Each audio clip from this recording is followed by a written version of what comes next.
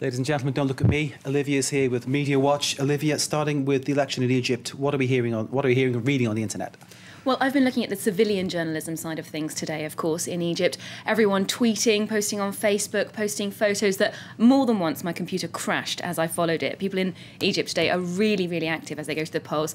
Now, I'm just going to give you a few of the best images from the streets today. Well, Wael Ghonim, he tweeted first. This is a great photo of a couple who went to vote straight after their wedding, in costume and onto their party. This is how eager people were to vote. And our correspondent in Cairo as well, I love this photo, she posted this on Facebook, of men sitting down waiting to go to vote an hour and a half before the polling station opened, before they went to work, because they really wanted to make it. And then you've got, all sorts of people, a guy carrying his father who's disabled on his back so he could go to vote. You've got a young mother taking her little child into the polling station with her. So, I mean, there's been a real excitement around this election and people really keen to share it with everyone on the internet. What I found really interesting, especially in the Western media, is the role of women in this election. They seem to be focusing very much on how women are voting, women participating, and some news sources are even saying that more women are voting than men, actually. Although, it's quite a dichotomy, because this article in The Independent, for example, the journalist went to interview women at an all-female polling booth.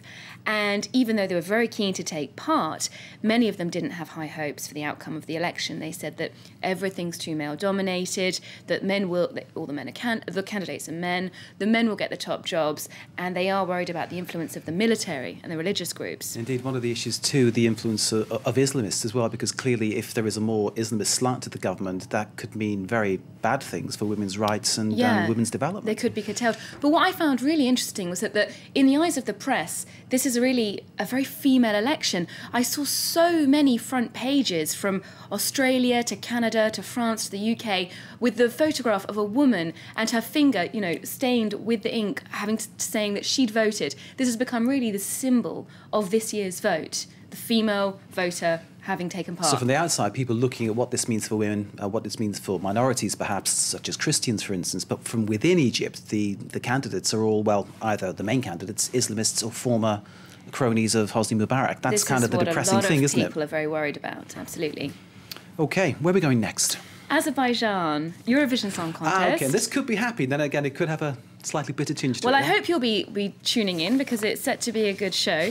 But not only that, it's obviously very controversial this year, mainly because of the issue that many activists want to flag up Azerbaijan's questionable human rights record. It's been reported absolutely everywhere. Today we saw protests in Baku outside a television channel. They're trying to let everyone know, because while the world's spotlight is now on the country, they're taking this opportunity to get their message across.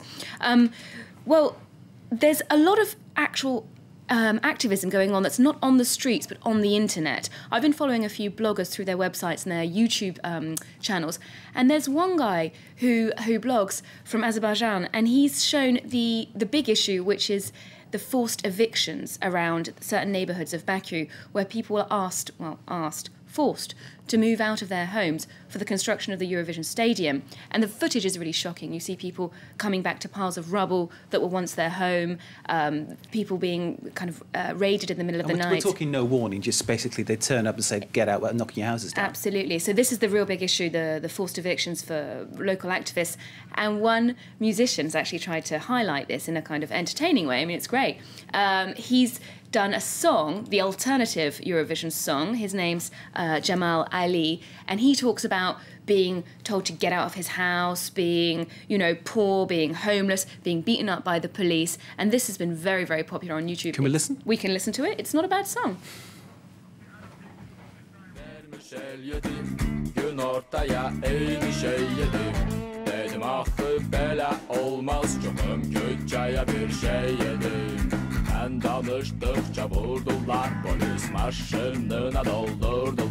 Catch more of that online. Olivia, thank you very much. That was Media Watch. Stay with us. More news to come here on France 24.